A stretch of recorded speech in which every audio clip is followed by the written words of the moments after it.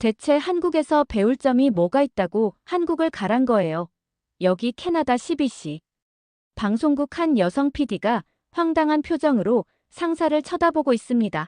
한국을 가라는 이야기에 어이없어 하더니 캐나다 여성은 한국에 도착하자마자 충격에 휩싸이고 마는데요. 대체 무슨 사연일까요? 딱 1초만 구독과 좋아요로 사연 시작합니다. 요즘 한국이 전 세계적으로 주목받고 있는데 그 실체를 제대로 알아보는 다큐멘터리를 제작해보는 게 어떨까요? 회의실 창문으로 밴쿠버의 푸른 하늘이 보이는 봄날, 시니어 PD 맥스의 제안에 제이든 로웰은 눈썹을 찌푸렸습니다. 캐나다 방송국 CBC의 신입 다큐멘터리. PD인 제이든은 자신의 첫 해외 프로젝트가 한국이라는 사실이 도무지 마음에 들지 않았죠. 한국이요? K-팝 말고 뭐가 있는데요? 제이든의 목소리에는 노골적인 실망감이 묻어났습니다. 그는 유럽이나 적어도 미국 같은 진짜 선진국에 대한 다큐멘터리를 만들길 바랐습니다. 어릴 적부터 하버드 출신 교수인 아버지의 영향으로 그는 세상에 대한 확고한 위계 질서를 머릿속에 그려왔습니다. 그 안에서 아시아 국가들은 항상 아래쪽에 위치했고 한국은 그저 스마트폰 만드는 나라, 이상한 노래와 춤으로 유행을 타는 나라일 뿐이었습니다. 혁신국가 한국이라. 그게 말이 됩니까? 제가 알기론 복제 기술이나 좀 발달한 곳 아닌가요? 맥스는 그런 제이든을 물끄러미 바라보더니 미소를 지었습니다. 우리 방송국에서 가장 높은 학벌을 가진 신입이 그 정도밖에 모른다니 놀랍군. 혹시 자동차 타봤나? 스마트폰은? 그것들 상당수가 한국 기술이야. 제이든의 옆자리에 앉아있던 에바 윌슨이 눈을 반짝이며 끼어들었습니다. 저는 오히려 좋은데요. 저도 한국이 항상 궁금했어요. K-팝, 한국 영화, 음식. 요즘 전 세계가 주목하고 있잖아요. 제이든은 에바를 힐끗 쳐다봤습니다. 같은 시기에 입사한 동료 PD였지만 항상 긍정적이고 호기심 많은 에바의 태도가 종종 그를 짜증나게 했습니다. 세상에는 분명한 서열이 있는데 그녀는 마치 모든 것이 평등하고 모든 문화가 배울 점이 있다는 듯이 행동했거든요. 한 달 동안 한국에 체류하면서 그들의 혁신 사례, 기술 발전, 문화적 특징을 담아올 거야. 두 사람이 함께 가서 제작하도록 해. 맥스의 지시는 단호했고 회의는 그렇게 끝났습니다. 사무실로 돌아오는 길, 제이든은 턱을 괴고 창밖을 내다봤습니다. 정말이지, 첫 해외 프로젝트가 한국이라니. 우리가 배울 게 뭐가 있을까? 결국 K-팝 홍보 영상 만들게 생겼네. 에바는 밝게 웃으며 말했습니다. 너무 부정적으로만 보지 마. 열린 마음으로 가보자. 우리가 모르는 뭔가가 있을지도 모르잖아. 한국이 캐나다보다 뭐가 나을 거라고 생각해. 우리는 세계에서 가장 살기 좋은 나라 중 하나야. 깨끗한 환경, 다양성을 존중하는 문화, 선진화된 복지. 한국에서 배울 게 뭐가 있겠어? 제이든의 목소리에는 확신이 가득했습니다. 그는 노트북을 열어 한국에 대한 기본 정보를 검색했지만 그의 눈에 들어온 정보는 그저 자신의 편견을 확인시켜줄 뿐이었죠. 인구 5천만의 작은 나라 한때 전쟁으로 폐허가 되었던 곳, 빠른 경제 성장. 겉으로 보기엔 인상적일지 몰라도 그는 본질적으로 한국이 캐나다나 다른 서구 선진국들에게서 배운 것을 그저 효율적으로 따라한 국가라고 생각했습니다. 출국 전날 밤, 제이든은 아버지와 통화를 했습니다. 아빠, 내일 한국 다큐멘터리 촬영하러 가요. 한국? 재미있겠구나. 하지만 너무 많은 기대는 하지 마라. 동양의 작은 나라들은 항상 우리를 모방하지. 진정한 혁신은 서구에서 나오는 법이야. 전화를 끊으며 제이든은 아버지의 말에 깊이 공감했습니다. 캐나다에서 태어나고 자란 그에게 세계의 중심은 언제나 서구였으니까요. 그리고 그의 첫 해외 프로젝트는 그 생각을 바꿀 만한 것이 아니라 오히려 확증해줄 것이라 확신했습니다. 가방을 싸면서 그는 한 달 후면 한국이라는 나라에 대해 모든 것을 꿰뚫게 될 거라고 그리고 다큐멘터리의 결론은 이미 자신의 머릿속에 있다고 생각했습니다. 그것은 바로 한국, 그저 서구를 모방한 아시아의 작은 나라였죠.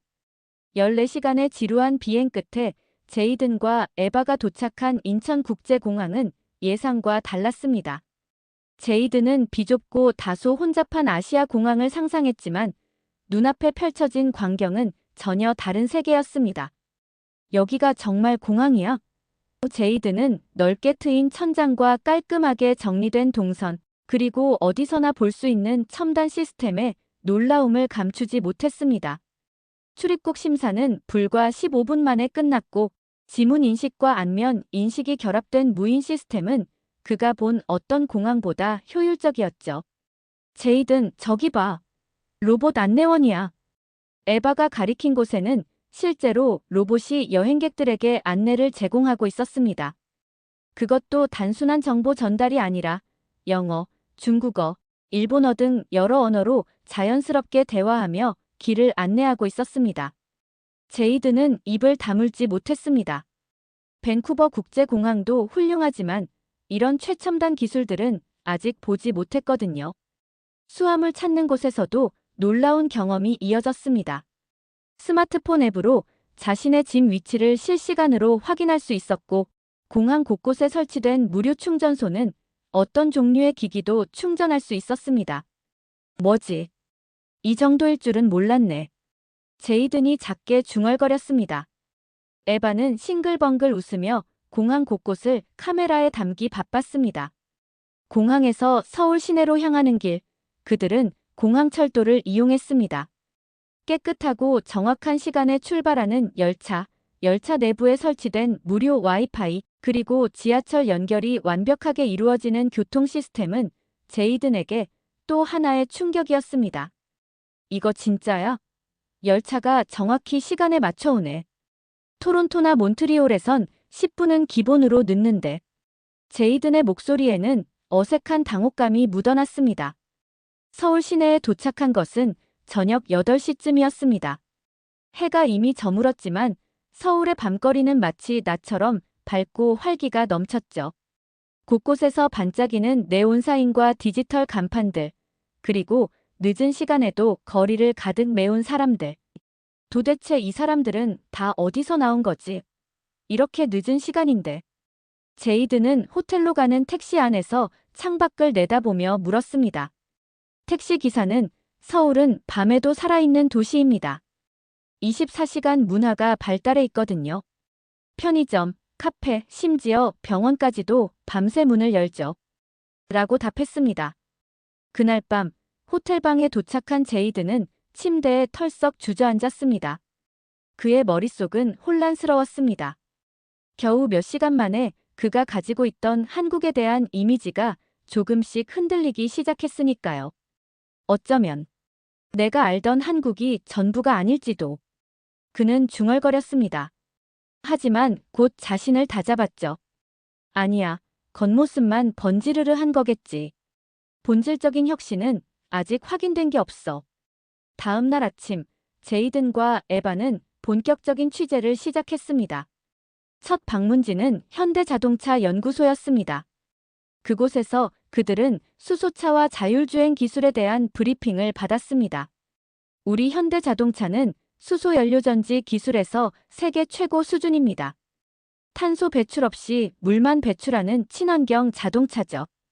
연구원의 설명을 들으며 제이드는 다시 한번 놀라움을 금치 못했습니다. 캐나다에서도 친환경 자동차 연구는 활발하지만 이 정도 상용화 단계는 아직. 그의 말이 목 안에서 맴돌았습니다. 특히 자율주행 기술 시연에서 제이드는 할 말을 잃었습니다. 완전 자율주행 상태에서 연구원이 핸들에서 손을 떼고 태블릿으로 작업하는 모습을 보며 그는 마치 공상과학 영화를 보는 듯한 느낌이 들었습니다. 이건 미래의 기술이 아닌가요? 이미 상용화됐다고요? 제이든의 질문에 연구원은 빙그레 웃으며 대답했습니다. 물론 완전 상용화까지는 조금 더 시간이 필요하지만 레벨 3 자율주행은 이미 실제 도로에서 운행 중입니다. 한국은 미래 기술을 현실로 만드는 속도가 매우 빠른 편이죠. 취재를 마치고 나오는 길, 에바가 제이든의 어깨를 툭 쳤습니다. 어때? 아직도 한국이 그저 따라하기만 하는 나라라고 생각해? 제이든은 무언가 말하려다 입을 다물었습니다. 그의 머릿속에서는 기존의 편견과 눈앞에서 본 현실 사이의 괴리가 충돌하고 있었습니다. 단 하루 만에 그의 확신은 조금씩 흔들리기 시작했습니다. 아직 판단하긴 이르지. 기술만으로 국가를 평가할 수는 없으니까. 그는 겨우 이런 말을 꺼냈지만 내심 더 많은 것을 보고 싶다는 호기심이 피어나고 있었습니다. 한국은 분명 그가 생각했던 것보다 훨씬 복잡하고 다양한 면모를 가진 나라였습니다. 그리고 이것은 시작에 불과했죠. 다음 날 제이든과 에바는 송도 국제도시로 향했습니다. 인천에 위치한 이 신도시는 처음부터 스마트시티로 설계되었다는 설명을 들었죠.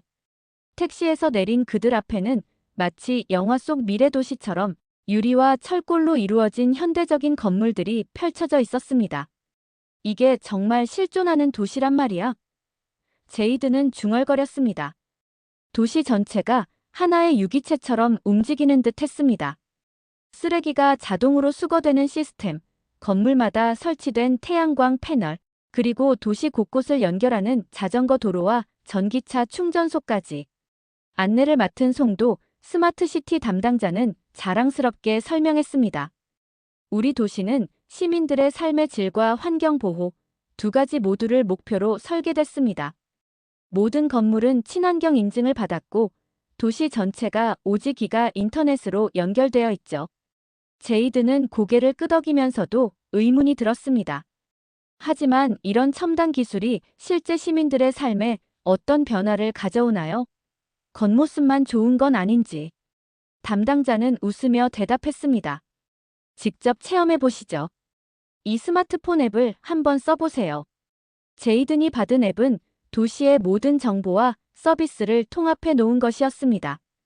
실시간 대중교통 정보부터 공공시설 이용 예약, 전기 사용량 모니터링, 심지어 근처 레스토랑의 대기 시간까지 확인할 수 있었습니다. 이걸로 시민들은 도시의 모든 서비스에 접근할 수 있어요. 예를 들어 쓰레기 배출량에 따라 세금 혜택을 받거나 자전거 이용 시간에 따라 포인트를 적립할 수도 있죠. 시민들의 참여를 유도하면서도 더 효율적인 도시 관리가 가능해요. 에바는 눈을 반짝이며 열심히 메모를 했습니다. 이런 시스템이 환경에 미치는 영향은 어떤가요? 송도는 일반 도시보다 탄소 배출량이 30% 이상 적습니다. 에너지 효율성이 극대화되어 있거든요. 가로등은 사람이 있을 때만 밝아지고 건물들은 외부 온도에 따라 에너지 사용을 자동 조절하죠. 제이드는 자신도 모르게 감탄하고 있었습니다. 캐나다에서도 스마트시티 개념이 있었지만 이렇게 광범위하게 실현된 사례는 보지 못했습니다. 토론토의 스마트시티 프로젝트는 아직 계획 단계인데 여기선 이미 현실이 되어 있었죠. 어떻게 이런 대규모 프로젝트를 이렇게 빨리 실현할 수 있었죠? 제이든이 카메라를 세팅하며 질문했습니다. 담당자의 대답은 간단했습니다. 우리나라의 강점은 결정이 빠르고 실행력이 높다는 거예요. 정부, 기업, 시민이 한 방향으로 움직일 수 있는 빨리빨리 문화가 있거든요. 점심을 먹으러 들어간 레스토랑에서도 놀라운 경험이 이어졌습니다. 테이블에 앉자마자 디지털 메뉴판이 나타났고 주문한 음식은 로봇이 가져다 주었습니다. 결제는 휴대폰 터치 한 번으로 끝났고요. 이런 서비스가 보편화되어 있나요? 에바가 물었습니다. 옆 테이블에 앉아있던 한국인이 웃으며 끼어들었습니다. 이제 이런 건 특별한 게 아니에요. 코로나 이후로 비대면 서비스가 급속도로 발전했거든요. 저희 부모님 세대도 이제는 디지털 주문에 익숙해지셨습니다. 레스토랑을 나와 공원을 거닐며 제이드는 지금까지 본 것들을 정리해보려 했습니다. 분명 인상적인 기술들이었지만 여전히 그는 이 모든 것이 보여주기식 발전이 아닐까 의심하고 있었습니다. 한국이 기술적으로 발전했다는 건 인정해. 하지만 이런 기술이 실제로 사회 문제를 해결하거나 사람들의 삶을 개선시켰다는 증거는 아직 못 봤어. 제이든이 에바에게 말했습니다. 에바는 고개를 저었습니다. 방금 봤잖아. 사람들이 더 편리하게 살고 도시는 더 친환경적으로 운영되고 있잖아. 넌 뭘 더 원해? 지속 가능성이야. 이런 발전이 얼마나 지속 가능한지, 그리고 실제로 사회 전체에 얼마나 고르게 혜택이 돌아가는지 말이야. 그날의 마지막 일정은 디지털 헬스케어 센터 방문이었습니다. 그곳에서 제이드는 또 다른 충격을 받았습니다. 인공지능이 환자의 과거 병력과 현재 증상을 분석해 진단을 돕고 웨어러블 기기를 통해 실시간으로 건강 상태를 모니터링하는 시스템이었죠. 이 시스템 덕분에 노인분들도 병원에 자주 가지 않고도 건강 관리가 가능합니다. 특히 코로나 시기에 큰 도움이 됐죠. 담당 의사가 설명했습니다. 제이드는 이제 진지하게 생각하기 시작했습니다. 캐나다의 의료 시스템은 세계적으로 우수하다고 알려져 있지만 디지털화 측면에서는 한국이 몇 걸음 앞서 있는 것 같았습니다. 호텔로 돌아오는 길, 제이드는 평소보다 조용했습니다. 그의 마음속에서는 지금까지 믿어왔던 선진국의 기준에 대한 의문이 일기 시작했습니다. 캐나다와 한국, 무엇이 다르고 어떻게 이런 차이가 생긴 걸까? 그는 자신이 가진 편견이 흔들리는 것을 느꼈지만 아직 완전히 인정할 준비는 되어 있지 않았습니다. 취재 사흘째, 제이든과 에바는 서울 강남에 위치한 한국의 대표적인 정보기술 기업을 방문했습니다. 유리와 철골로 이루어진 세련된 건물 앞에서 제이든은 잠시 발걸음을 멈추고 하늘로 솟은 건물을 올려다봤습니다. 실리콘밸리의 테크 기업들과 비교해도 전혀 뒤떨어지지 않는 분위기였습니다. 우리 회사는 2007년 스마트폰 애플리케이션으로 시작해서 이제는 인공지능과 빅데이터 분야에서 세계적인 기업이 됐습니다. 창업자이자 최고 경영자인 김진우는 넥타이 대신 캐주얼한 셔츠 차림으로 그들을 직접 맞이했습니다. 40대 초반으로 보이는 그는 편안한 미소를 지으며 자신의 사무실로 안내했습니다. 한국이 어떻게 이렇게 빠르게 디지털 혁신을 이룰 수 있었는지 궁금하실 텐데요. 그 비결을 한마디로 말하자면 위기 대응력입니다. 김진우는 커피를 마시며 계속해서 설명했습니다. 한국은 항상 위기의 순간에 더 강해졌어요. 한국 전쟁 후 폐허에서 경제 강국으로 성장했고 97년 외환위기 때는 전 국민이 금 모으기 운동을 했죠. 2008년 금융위기 때는 정보기술로 돌파구를 찾았고요. 제이드는 의아한 표정으로 물었습니다.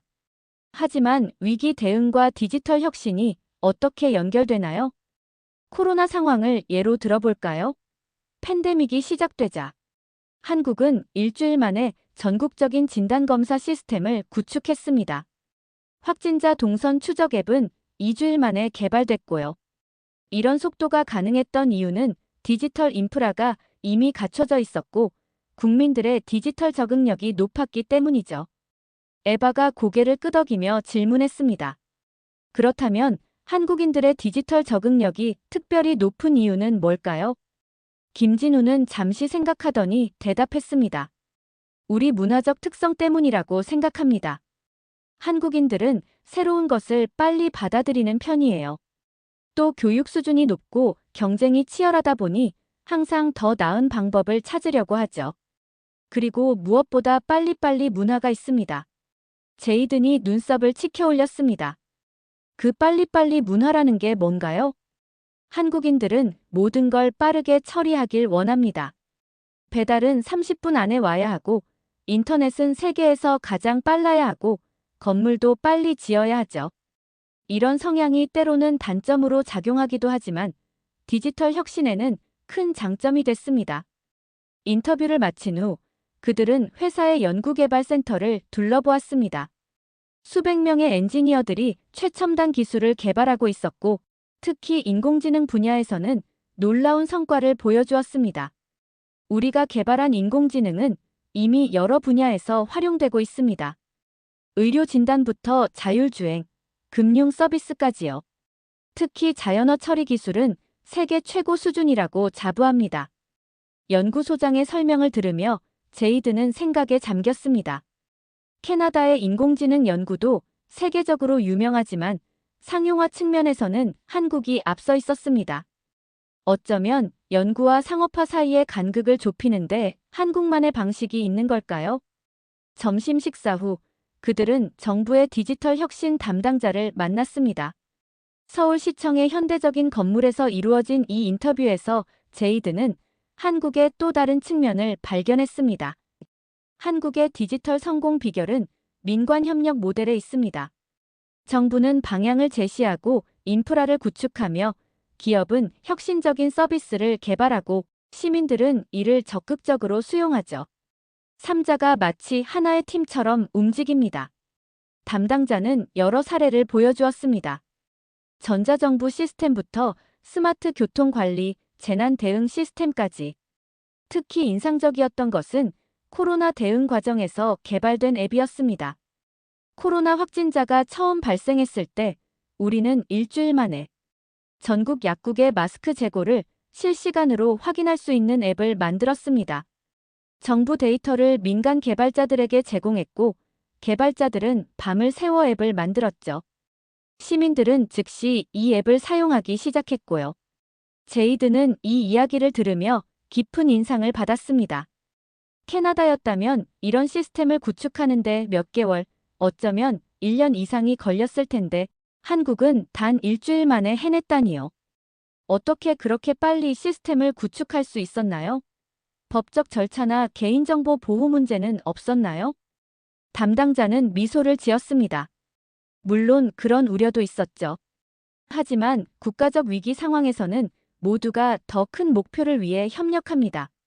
정부는 임시특별법을 신속하게 제정했고 기업들은 사회적 책임을 다했으며 시민들은 약간의 불편함을 감수했습니다.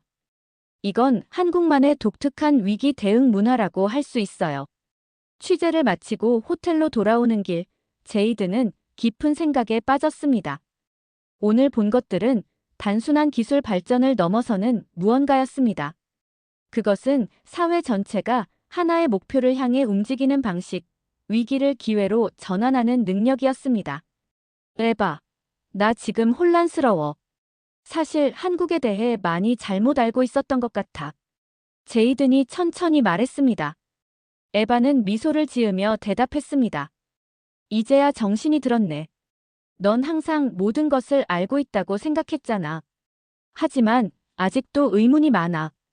이런 빠른 변화와 발전이 사람들에게 정말 행복을 가져다 주는 걸까? 그 이면에는 어떤 희생이 있는 건 아닐까?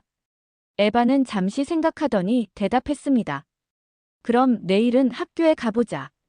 거기서 어쩌면 내 질문에 대한 답을 찾을 수 있을지도 모르지. 이른 아침, 제이든과 에바는 서울 강남의 한 고등학교를 찾았습니다. 학교 입구에 들어서자 교복을 입은 학생들이 분주히 등교하고 있었습니다. 그들 대부분은 책가방을 메고 한 손에는 스마트폰을 들고 있었습니다. 여기가 한국의 입시 전쟁이 벌어지는 현장이군요. 제이든이 중얼거렸습니다. 그는 한국의 교육열에 대해 읽은 적이 있었고 부정적인 선입견을 가지고 있었습니다. 주입식 교육, 과도한 경쟁, 창의성 결여 같은 키워드들이 그의 머릿속을 맴돌았죠. 학교 교장 박민주는 친절하게 그들을 맞이했습니다. 우리 학교를 취재하러 먼 곳에서 오셨군요. 어떤 점이 가장 궁금하신가요?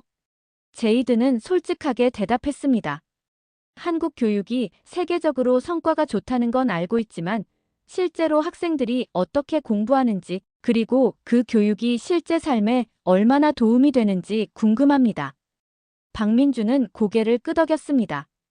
좋은 질문이네요. 수업을 직접 참관해 보시죠. 그들이 들어간 첫 수업은 수학 시간이었습니다. 30명 정도의 학생들이 조용히 앉아 선생님의 설명을 듣고 있었습니다. 칠판에는 제이든이 대학교 때 배웠던 복잡한 미적분 문제가 적혀 있었습니다. 저건 대학 과정 아닌가요? 제이든이 놀라서 속삭였습니다. 박민주는 작게 웃으며 대답했습니다. 우리 고교 이과 과정이에요. 한국 학생들은 수학과 과학에서 상당히 앞서가는 편이죠. 제이든은 믿을 수 없다는 표정으로 수업을 지켜보았습니다. 놀라운 것은 학생들이 그 어려운 문제들을 쉽게 풀어내는 모습이었습니다. 무작위로 지목된 학생이 앞으로 나와 문제를 해결했고 그 과정이 논리적이고 창의적이었습니다. 15살 애들이 대학생 수준의 수학을 푸는군요. 다음으로 그들은 과학 실험실로 이동했습니다. 학생들은 조별로 나뉘어 로봇 프로그래밍 작업을 하고 있었습니다. 각 조는 자신들만의 아이디어로 로봇을 설계하고 코딩하고 있었습니다. 이건 주입식 교육처럼 보이지 않는데요? 제이든이 의아한 표정으로 물었습니다. 박민주는 설명했습니다. 과거의 한국 교육은 주입식이 맞았습니다. 하지만 최근 10년간 많은 변화가 있었어요. 이제는 창의성과 협업 능력을 중시하죠. 물론 여전히 기초 지식은 탄탄하게 다지고 있습니다. 점심시간이 되자 그들은 학생들과 함께 급식을 먹으며 대화를 나눴습니다. 학생들은 유창한 영어로 제이든과 에바의 질문에 답했습니다. 17살 수연이란 학생이 제이든에게 물었습니다. 캐나다 학생들은 어떤 과목을 중요하게 생각하나요? 제이든은 잠시 생각하다 대답했습니다. 특별히 중요한 과목이라기보다는 학생 개인의 관심사에 따라 다양한 과목을 선택할 수 있어. 강제성이 덜하달까? 수현은 고개를 끄덕였습니다. 그렇군요. 선택의 자유가 있어 좋겠네요. 저희는 아직 공통 과목이 많은 편이에요. 대화가 계속되면서 제이든은 이 학생들이 단순히 시험을 위해 공부하는 게 아니라는 것을 깨달았습니다. 그들은 미래에 대한 뚜렷한 목표와 세계에 대한 통찰력을 가지고 있었습니다. 특히 인상적이었던 것은 세계 문제에 대한 그들의 인식이었습니다. 저는 환경공학자가 되고 싶어요. 기후변화는 우리 세대의 가장 큰 과제니까요. 한 학생이 말했습니다. 저는 인공지능 윤리를 연구하고 싶어요. 기술 발전과 인간의 가치가 충돌하지 않도록요. 또 다른 학생이 덧붙였습니다. 점심을 마친 후 제이든은 박민준에게 솔직한 질문을 던졌습니다. 학생들의 지적 수준은 놀랍습니다. 하지만 그들은 행복한가요? 이렇게 치열한 경쟁 속에서 박민준은 깊은 한숨을 내쉬었습니다. 솔직히 말씀드리자면 그건 우리의 가장 큰 고민이기도 합니다. 과거에는 성적만 중시했죠. 하지만 지금은 학생들의 정신 건강과 행복도 중요하게 생각합니다. 요즘은 창의성과 인성도 교육의 중요한 부분이에요. 그는 학교 뒤편의 정원으로 제이든과 에바를 안내했습니다. 그곳에는 학생들이 직접 가꾸는 텃밭과 명상 공간이 있었습니다. 학업 스트레스를 줄이기 위한 노력도 하고 있어요. 주당 시험 횟수를 제한하고 예술과 체육 활동을 늘렸죠. 물론 아직 갈 길이 멀지만 변화하고 있습니다. 교실로 돌아오는 길에 제이든은 복도에 전시된 학생들의 작품을 보며 생각에 잠겼습니다. 그것은 단순한 미술 작품이 아니라 사회 문제에 대한 학생들의 생각을 담은 창의적인 프로젝트들이었습니다. 마지막으로 그들은 진로 상담실을 방문했습니다. 상담 교사는 한국 교육의 변화에 대해 설명했습니다. 이제는 단순히 좋은 대학에 가는 것보다 학생들이 자신의 적성과 꿈을 찾는 것을 더 중요하게 생각합니다. 국가 차원에서도 다양한 진로 탐색 프로그램을 지원하고 있죠. 학교를 나오면서 제이든은 복잡한 감정에 사로잡혔습니다. 그가 생각했던 한국 교육의 모습과 실제는 달랐습니다. 물론 여전히 경쟁은 치열했지만 그 안에서도 창의성과 인성을 중시하는 변화의 물결이 느껴졌습니다. 한국 교육에 대해 내가 많이 오해하고 있었네. 제이든이 에바에게 말했습니다. 에바는 미소를 지었습니다. 어떤 나라든 장단점이 있기 마련이야. 중요한 건 계속 발전하려고 노력하느냐 아니냐겠지. 제이든은 고개를 끄덕였습니다. 그의 머릿속에서는 한국과 캐나다 교육의 장점을 결합하면 어떤 시스템이 될지 상상하고 있었습니다. 분명 어느 한쪽이 완벽하게 옳다고 할 수는 없지만 서로에게서 배울 점이 많다는 것은 확실했습니다. 호텔로 돌아가는 택시 안에서 제이든은 자신의 노트북을 열어 오늘의 경험을 기록했습니다. 처음으로 그는 한국을 모방하는 나라가 아닌 혁신하는 나라로 묘사하기 시작했습니다. 그리고 그 변화는 단순히 표면적인 것이 아니라 그의 내면에서부터 일어나고 있었습니다. 다섯째 날, 제이든과 에바는 북촌 한옥마을을 찾았습니다. 지금까지 그들이 본 서울이 첨단 기술과 현대적인 건물로 가득 찬 도시였다면 북촌은 마치 시간 여행을 한 듯한 느낌을 주는 곳이었습니다. 이게 바로 한옥이구나. 좁은 골목길을 걸으며 제이든이 말했습니다. 기와 지붕과 나무로 만들어진 전통 가옥들이 언덕을 따라 늘어서 있었습니다. 현대적인 고층 빌딩으로 둘러싸인 이 작은 마을은 마치 시간의 섬처럼 느껴졌죠. 놀라운 건 이 지역이 실제로 사람들이 살고 있는 주거 지역이라는 거야. 에바가 가이드북을 넘기며 설명했습니다. 단순한 관광지가 아니라 실제 생활 공간이라고 해. 그들은 한 한옥 체험관으로 들어갔습니다. 입구에서 전통 한복을 대여해 주었고 제이든과 에바는 호기심에 한복을 입어보기로 했습니다. 이거 생각보다 편하네. 화려한 남자 한복을 입은 제이든이 말했습니다. 에바는 분홍색과 연두색이 조화를 이루는 여성 한복을 입고 거울 앞에서 돌아보았습니다. 정말 아름다워. 단순한 옷이 아니라 하나의 예술 작품 같아. 한옥 안으로 들어가자 전통 달의 체험이 준비되어 있었습니다. 나무 바닥에 방석을 깔고 앉아 차를 마시는 경험은 제이든에게 색다른 느낌을 주었습니다. 이런 전통 문화가 여전히 살아있다는 게 놀랍네요. 제이든이 다래를 가르쳐주는 여성에게 말했습니다. 그녀는 미소를 지으며 대답했습니다. 우리 전통은 과거의 유물이 아니라 현재 진행형입니다. 요즘 젊은이들 사이에서도 전통 문화에 대한 관심이 다시 높아지고 있죠. 한복 디자인을 현대적으로 재해석한 브랜드들도 많이 생겼고요. 차를 마신 후 그들은 전통 공예품을 만드는 체험을 했습니다. 나전 칠기 기법으로 작은 보석함을 만드는 과정이었습니다. 조개 껍질을 오려 문양을 만들고 칠을 입히는 섬세한 작업에 제이든은 완전히 몰입했습니다. 이런 수공예가 여전히 가치를 인정받고 있다니 다행이네요. 캐나다에서는 많은 전통 공예가 사라지고 있어요. 제이든이 말했습니다. 공예 선생님은 고개를 끄덕였습니다. 한동안 우리도 전통 공예가 위기에 처했었습니다. 하지만 정부와 민간이 함께 노력해 보존하고 있죠. 요즘은 오히려 이런 전통 기술을 현대 디자인에 접목하는 시도가 많아요. 북촌을 나와 그들은 인사동으로 향했습니다. 전통 기념품점과 갤러리, 찻집이 늘어선 거리를 걸으며 제이든은 한국의 또 다른 모습을 발견했습니다. 현대적인 카페 안에 전통 도자기가 장식되어 있고 첨단 기술로 만든 디지털 액자에 전통 그림이 전시되어 있었습니다. 전통과 현대가 이렇게 자연스럽게 어우러질 수 있다니 놀랍네. 제이든이 중얼거렸습니다. 점심으로 그들은 현대적으로 재해석된 한식을 맛보았습니다. 전통 비빔밥을 현대적인 플레이팅으로 제공하는 레스토랑이었습니다. 한국은 전통을 고집하지 않고 계속해서 재해석하고 발전시키는 것 같아. 에바가 말했습니다. 식사를 마친 후 그들은 동대문 디자인 플라자로 향했습니다.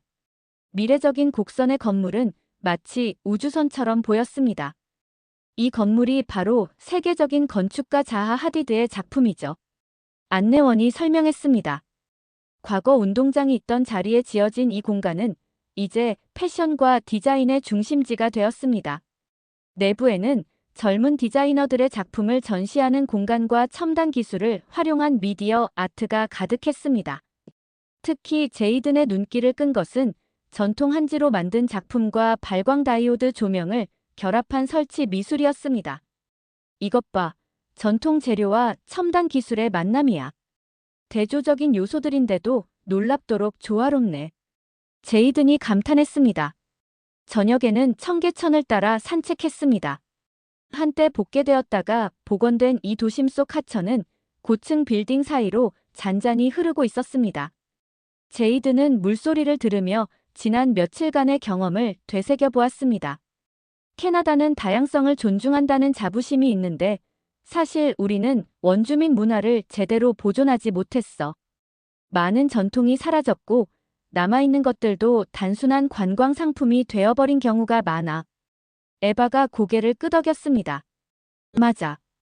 우리는 때로 옛것은 낡은 것이라는 편견에 사로잡혀 있어.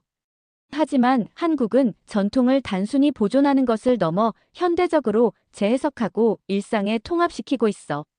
청계천 광장에 도착하자 멀티미디어 쇼가 시작되었습니다. 건물 외벽에 투사된 영상은 한국의 역사부터 현재, 그리고 미래까지를 보여주고 있었습니다.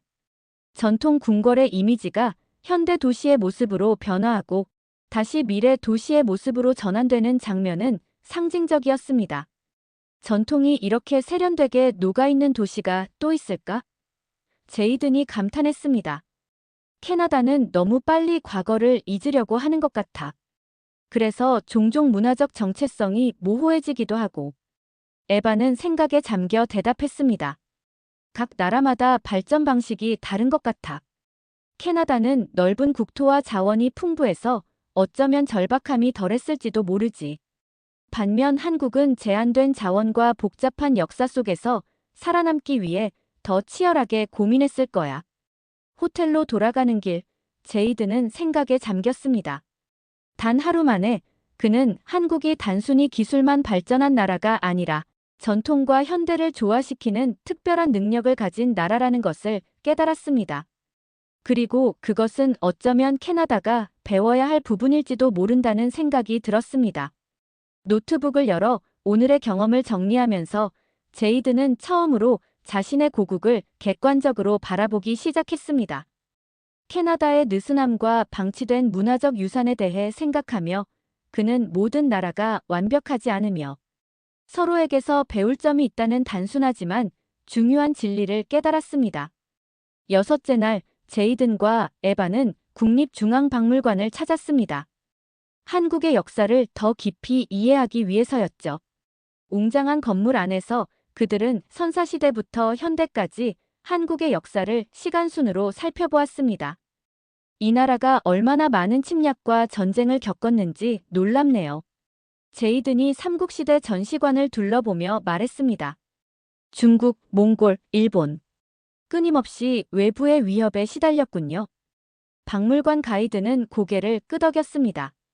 한국은 지정학적으로 강대국 사이에 끼어 있어 항상 생존을 위협받았습니다. 하지만 그 과정에서 위기를 극복하는 특별한 능력을 발전시켰죠. 한국 전쟁 전시관에 도착했을 때 제이드는 폐허가 된 서울의 흑백 사진 앞에 한동안 서 있었습니다. 불과 70년 전, 이 도시는 완전히 파괴되었습니다. 그런데 지금은 세계에서 가장 현대적인 도시 중 하나로 변모해 있었죠. 어떻게 이렇게 빠르게 재건할 수 있었을까요? 제이든이 물었습니다. 그것이 바로 한국인의 특별한 DNA예요. 한강의 기적이라고 불리는 경제 발전은 하루아침에 이루어진 게 아닙니다. 국민 모두가 힘을 합쳐 이뤄낸 성과죠. 박물관 다음으로 그들은 한국은행 화폐박물관으로 향했습니다. 그곳에서 제이드는 97년 외환위기 당시의 금모으기 운동 전시를 보고 깊은 인상을 받았습니다. 국가가 파산 위기에 처하자 시민들이 자발적으로 금을 모아 국가에 기부했다고요? 제이든이 믿기지 않는다는 표정으로 물었습니다. 전시 담당자는 설명했습니다. 그렇습니다. 결혼 반지에서 금메달까지 국민들이 소중한 금을 모아 국가에 기부했어요. 이 움직임으로 약 270톤의 금이 모였고 이는 당시 국제통화기금에서 빌린 금액의 상당 부분을 갚는 데 도움이 됐죠.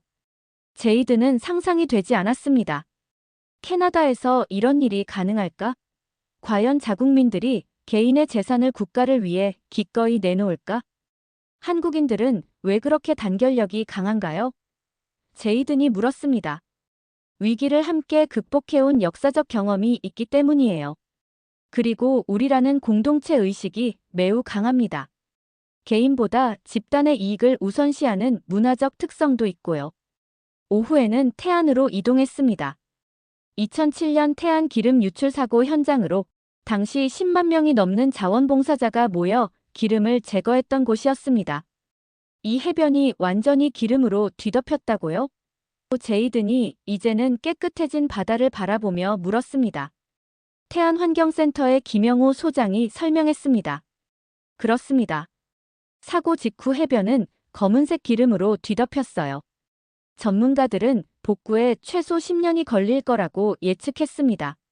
하지만 전국에서 모인 자원봉사자들 덕분에 불과 1년 만에 상당 부분 복구됐죠. 그들은 당시 자원봉사에 참여했던 주민을 만났습니다. 60대의 박순자 할머니는 당시를 생생히 기억하고 있었습니다. 전국 각지에서 사람들이 물밀듯이 몰려왔어요. 학생, 군인, 회사원, 심지어 연예인까지. 모두가 검은 기름을 닦기 위해 맨손으로 뛰어들었죠. 밤새도록 일하는 사람들도 많았어요. 에바가 물었습니다. 특별한 보상이나 혜택이 있었나요? 박순자 할머니는 고개를 저었습니다. 아니요. 그저 우리 바다를 지키고 싶다는 마음 하나였어요. 누가 시키지 않아도 서로 돕는 것은 우리의 본능 같은 거예요. 저녁에는 서울로 돌아와 최근 시민 참여로 이루어진 도시 재생 프로젝트를 취재했습니다. 낡은 공장지대가 문화공간으로 변모한 사례였습니다. 이곳은 원래 신발 공장이었어요. 산업이 쇠퇴하면서 버려진 공간이었죠. 하지만 시민들과 정부가 협력해 이렇게 활기찬 공간으로 되살렸습니다. 프로젝트 담당자가 설명했습니다. 건물 내부에는 젊은 예술가들의 작업실, 커뮤니티 센터, 그리고 소규모 창업 공간이 자리 잡고 있었습니다. 과거의 흔적을 지우지 않고 오히려 그것을 디자인 요소로 활용한 공간이었습니다. 위기에서 기회를 만들어내는 능력이 정말 놀랍네요. 제이든이 감탄했습니다. 그날 저녁 호텔방에서 제이든은 오랜만에 아버지에게 이메일을 썼습니다. 아빠, 한국에서의 취재가 거의 끝나가요. 솔직히 말하면 제가 많이 틀렸던 것 같습니다. 한국은 단순히 서구를 모방한 나라가 아니에요. 그들만의 독특한 방식으로 발전해왔고 우리가 배울 점도 많습니다. 특히 위기 상황에서 보여주는 단결력과 문제 해결 능력은 정말 놀라워요. 아빠, 우리가 틀렸을 수도 있어요. 세계는 우리가 생각했던 것보다 훨씬 다양하고 어떤 나라도 완벽한 해답을 가지고 있지 않은 것 같아요. 이메일을 보내고 창밖을 바라보며 제이든은 자신의 변화를 느꼈습니다. 일주일 전만 해도 그는 세상을 서구와 비서구, 선진국과 개발도상국으로 명확하게 나누고 있었습니다. 하지만 이제 그 경계는 흐려졌고 그는 각 나라가 가진 고유한 강점과 약점을 인정할 수 있게 되었습니다. 에바와 함께 마지막 촬영 계획을 논의하면서 제이든이 말했습니다. 이번 다큐멘터리는 내가 처음 생각했던 것과 완전히 다른 방향으로 가게 될 것 같아. 에바는 미소를 지었습니다. 그게 좋은 거 아닐까? 우리가 편견을 깨고 진실에 다가간다는 건 결국 다큐멘터리의 본질이잖아. 제이든은 고개를 끄덕였습니다. 맞아.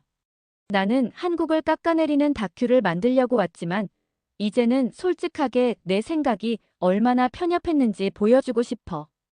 그게 진정한 저널리즘이지. 밤늦게까지 촬영 장비를 점검하고 스크립트를 수정하면서 제이든은 마지막 날 촬영에 대한 기대감으로 가득 찼습니다.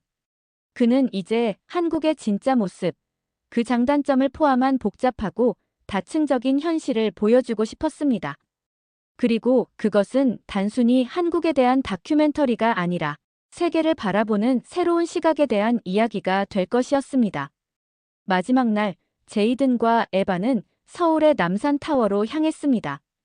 도시 전체를 한눈에 내려다볼 수 있는 이곳에서 다큐멘터리의 마지막 장면을 촬영하기로 했습니다. 해질녘, 서울의 빌딩들이 하나둘 불을 밝히기 시작했고 도시는 마치 살아 숨쉬는 유기체처럼 빛나고 있었습니다. 여기가 촬영하기 좋겠네. 제이든이 삼각대를 설치하며 말했습니다. 그는 카메라를 세팅한 후 에바에게 고개를 끄덕였습니다. 이제 마지막 인터뷰를 촬영할 시간이었습니다. 준비됐어? 시작할게.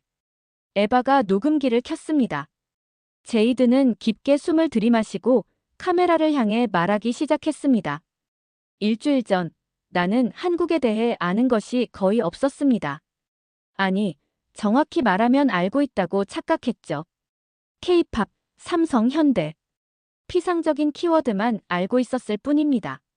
그리고 솔직히 말하면 한국을 그저 서구 문화를 모방한 아시아의 작은 나라 정도로 생각했습니다. 그는 잠시 말을 멈추고 서울의 야경을 바라보았습니다. 하지만 일주일간의 취재를 통해 내 생각이 얼마나 편협했는지 깨달았습니다. 한국은 단순히 따라하는 나라가 아니라 자신만의 방식으로 혁신을 이루어낸 나라였습니다. 그들의 성공 비결은 우리가 생각했던 것과는 달랐습니다. 에바가 질문했습니다. 그렇다면 한국의 진짜 성공 비결은 무엇이라고 생각하나요? 제이든이 진지한 표정으로 대답했습니다. 첫째, 위기를 기회로 전환하는 능력입니다. 한국은 항상 최악의 상황에서 가장 강한 모습을 보여왔습니다. 전쟁의 폐허에서 경제 강국으로, 외환위기에서 디지털 강국으로 거듭났죠. 둘째, 전통과 현대를 조화시키는 지혜입니다. 그들은 과거를 버리지 않고 오히려 그것을 미래와 연결시켰습니다. 셋째, 그리고 가장 중요한 것은 공동체 의식입니다. 위기 상황에서 보여준 단결력은 정말 놀라웠습니다. 촬영을 마친 후 그들은 서울의 마지막 밤을 기념하기 위해 시내의 한 옥상바를 찾았습니다. 도시의 불빛이 반짝이는 가운데 제이드는 자신의 변화에 대해 생각했습니다. 에바, 내가 처음에 얼마나 거만했는지 이제야 깨닫겠어. 세상을 서구와 비서구로 나누고 우리 방식만이 옳다고 생각했으니까. 에바는 미소를 지었습니다. 그게 우리 모두의 문제야.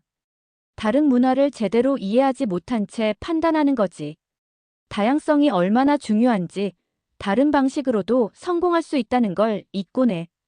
제이드는 고개를 끄덕였습니다. 이번 다큐멘터리가 캐나다 사람들에게도 그런 깨달음을 줄 수 있으면 좋겠어. 우리가 한국에서 배울 점이 정말 많다는 걸 보여주고 싶어. 다음 날 아침, 그들은 인천공항으로 향했습니다. 비행기를 기다리며 제이드는 지난 일주일간 찍은 영상들을 노트북으로 살펴보았습니다. 현대자동차 연구소, 송도 스마트시티, 북촌 한옥마을, 그리고 수많은 인터뷰들. 모든 장면이 그에게 새로운 시각을 선물해 주었습니다. 이제 진짜 작업이 시작되는군. 제이든이 중얼거렸습니다. 이 모든 걸 어떻게 하나의 이야기로 만들지. 밴쿠버로 돌아온 그들은 즉시 편집 작업에 들어갔습니다. 제이든은 평소보다 훨씬 열정적으로 작업했습니다. 그는 자신의 여정을 솔직하게 보여주고 싶었습니다. 처음에 편견에서 시작해 점차 깨달음을 얻게 되는 과정을 있는 그대로 담아내고 싶었습니다. 너무 솔직하게 보여주는 거 아니야? 내가 얼마나 무지했는지 다 드러내는데. 함께 편집하던 동료가 걱정스럽게 물었습니다. 제이드는 미소를 지었습니다. 그게 바로 내가 원하는 거야. 이건 단순히 한국에 대한 다큐가 아니라 우리의 편견과 고정관념에 대한 이야기이기도 해. 마침내 다큐멘터리가 완성되었고 한국, 미래를 만드는 나라라는 제목으로 방송되었습니다. 반응은 폭발적이었습니다. 시청자들은 제이든의 솔직한 여정에 공감했고 많은 이들이 한국에 대한 새로운 시각을 갖게 되었다고 말했습니다. 놀랍게도 캐나다 총리도 이 다큐멘터리를 언급했습니다. 이 작품은 우리에게 다른 나라의 혁신을 열린 마음으로 받아들이는 것의 중요성을 일깨워줬습니다. 캐나다도 한국의 성공 사례에서 배울 점이 많습니다. 방송이 나간 지 한 달 후, 제이든은 맥스 PD의 사무실에 불려갔습니다. 그는 약간 긴장한 채로 문을 두드렸습니다. 들어오게, 제이든. 맥스의 목소리가 들렸습니다. 자네 다큐멘터리가 대단한 반향을 일으켰더군. 솔직히 이 정도일 줄은 몰랐어. 제이든은 쑥스럽게 웃었습니다. 저도 놀랐습니다. 많은 분들이 공감해 주셔서 다행이에요. 맥스는 책상 위에 서류를 가리켰습니다. 한국과 기술 협력을 다루는 새 시리즈를 기획 중이야. 자네가 담당했으면 하는데. 제이드는 기쁨에 차서 고개를 끄덕였습니다. 감사합니다. 그런데 한 가지 제안이 있습니다. 이번에는 제가 한국어를 배워서 더 깊이 있는 취재를 해보고 싶습니다. 언어를 알면 문화도 더 깊이 이해할 수 있을 테니까요. 맥스는 놀란 표정을 지었다가 이내 미소를 지었습니다. 좋은 생각이군. 승인하지. 그날 저녁 제이드는 밴쿠버 시내를 거닐었습니다. 캐나다의 조용한 밤거리는 서울의 활기찬 밤과는 사뭇 달랐습니다. 각각의 매력이 있었지만 이제 그는 두 세계의 차이를 단순히 좋고 나쁨의 문제로 보지 않았습니다. 스마트폰으로 한국어 학습 앱을 다운로드하면서 제이드는 자신이 얼마나 변했는지 실감했습니다. 한 달 전만 해도 한국에서 배울 게 뭐가 있을까? 라고 생각했던 그가 이제는 한국어를 배우고 더 깊이 이해하고 싶어 하고 있었으니까요. 밤하늘을 올려다보며 제이드는 중얼거렸습니다. 한국은 그냥 나라가 아니야. 하나의 에너지야. 끊임없이 변화하고 위기를 이겨내고 미래를 향해 달려가는. 그리고 그 여정에서 우리 모두가 배울 점이 있어. 그는 이제 세계를 바라보는 새로운 시각을 얻었습니다. 어떤 나라도 완벽하지 않으며 각자의 방식으로 발전하고 있다는 것. 그리고 진정한 선진국은 다른 문화에서 배우는 것을 두려워하지 않는 나라라는 것을. 제이든의 한국 여행은 끝났지만 그의 진짜 삶은 이제 막 시작되고 있었습니다. 오늘은 캐나다 CBC 방송국 특집 다큐 촬영을 통해 한국에 대한 시각을 달리한 캐나다 방송국 PD 이야기, 친구를 참교육한 통쾌한 이야기입니다. 구독과 좋아요로 한국의 위상을 높여주세요. 신나는 하루 되세요. 감사합니다.